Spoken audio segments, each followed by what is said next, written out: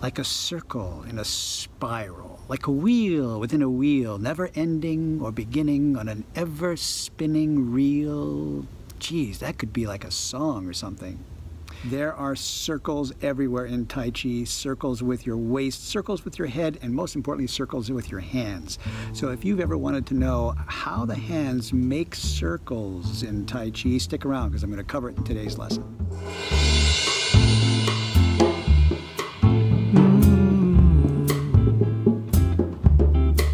Like a circle in a spiral, like a wheel within a wheel, never ending or beginning on an ever. Hi everybody, it's David-Dorian Ross from David-Dorian-Ross.com and TaiChiFit.net. And today is day 61 of 100 Days of Tai Chi. It's a video series in which I'm teaching you the traditional 103 movement long form of the Yang family. Now, if you're a beginner and this is your first time on this channel, and in particular if you want to learn Tai Chi at home because you're looking for better health, or you want to live longer and feel younger, or you want to find inner peace and harmony and happiness, or you want to defend yourself against attackers, this is the right channel for you. And all you have to do to get started, hit the subscribe button and the little bell icon so that you'll never miss another lesson. Now today's lesson, like yesterday, is going to be short, quick, and to the point. It's a movement we've already done a few times before, single whip, on the heels of grasping the bird's tail. But today, I do want to show you something special about how the hands make circles. So all that's coming up in just a second, so let's just jump right into the lesson.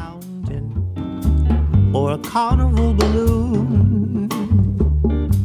Now, the one thing I want to point out specifically in today's lesson is a pattern that the hands are making in this movement, single whip. And I want to link it up with the pattern that the hands are making in the previous movement, Fair Lady Work Shuttles. Now, if you recall, at the end of every Fair Lady Work Shuttles, we began by pressing down and then circling, eventually scooping under to create the beginning position for the next Fair Lady, etc. But I want to focus on this first circling part here. It is well known in Tai Chi. In fact, it's one of the things that we teach. The entire body is continuously making circles. There are vertical circles that go up and down. There are oblique circles that are being made. And of course, there are horizontal circles. And that is the part of this movement I want to focus on. That the change in this movement, single whip, is actually a horizontal circular pattern that we'll see over and over and over again in this Tai Chi routine. From the end of the push here, the hands somewhat flattened. By somewhat, I mean that they're a little bit bent. We talked about that in an earlier episode. But then they circle horizontally around. As the elbows bend to come back in, this is simply a natural part of the rest of the circle, second half of the circle. They circle around here, come in a little closer, extend out again into the corner. In other words, drawing an entire circle, oval, whatever, ellipse. It's not a perfect circle, but it's a circular kind of motion. So at no point do you ever get stuck or draw a straight edge or angle in this motion. It's rounded, turning, coming back in closer, extending out to connect the dots, so to speak. Now, this circular pattern is not only done with the hands. That's something that you want to make sure that you really understand, that the hands are floating and sort of tracing a pathway through space. But the real mover in this circular pattern is the torso, the waist and the waist-hip complex. And so after the end of the push, I flatten out and then turn the waist. And as the waist turns, my hands trace that circular pattern. My waist turns back. And as it does so, it brings these hands back in that circular pattern, reaching into the corner. As I do the single whip portion, it's my waist that turns and gets this single whip hand to trace a circular arc through space, right? But notice that all these pathways are horizontal in nature, and that's the lesson for the day.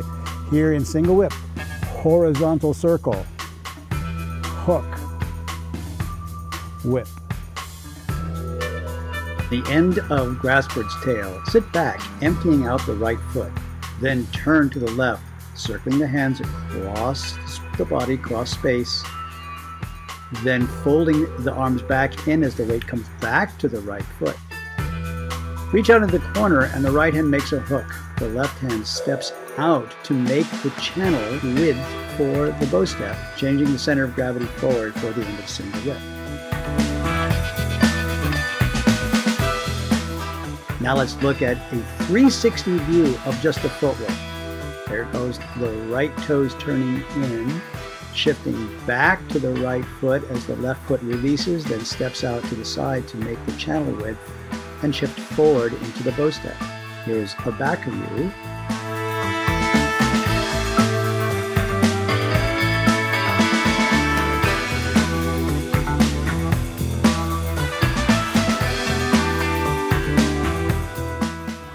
And a side view.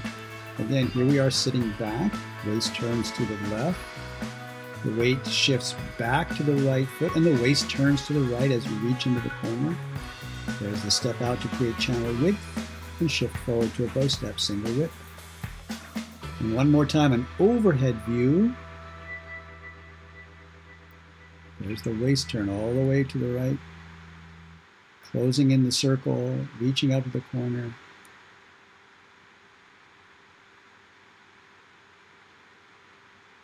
And now follow me with a mirror image view.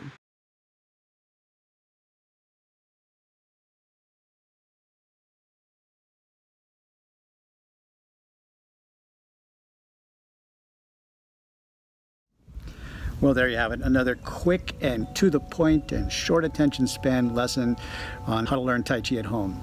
A few of you yesterday left the comments that you thought this was a great approach when we've done movements before, like if I'm doing a movement that we've done previously in this series. And I thought that was a great idea, but I'd love to maybe hear your opinion on that. So if you don't mind, that's your question for the day. What do you think about using this sort of quick, right to the point approach for movements that we have done before, and then of course more expanded explanations on new movements? Anyway, write your comments down in the comment section below. I did get some caught up today. I hope that if you had a question or a comment that it got answered, but if it didn't, I'm working on getting to it. Anyway, thank you very much for your time and attention. If this was your first time on this channel, thank you for watching, thank you for visiting, and I'm hoping that after watching this lesson, you're starting to think to yourself, yes, I could learn Tai Chi at home, especially if it's with this guy, David-Dorian Ross. And then all you have to do is hit the subscribe button, and we'll be working together for a long time to come, because there are more movements where this came from. Stick around for tomorrow's lesson because we've got another new movement in the series. For those of you who have been watching, sharing, commenting, making questions, and following along, thank you so much. I really appreciate it. And all I can say is I never take it for granted. I wish you all the best. Be well, be wise, be wonderful. And I'll see you in tomorrow's lesson. Was it something that you said? Lovers walk along the shore and leave their footprints in the sand.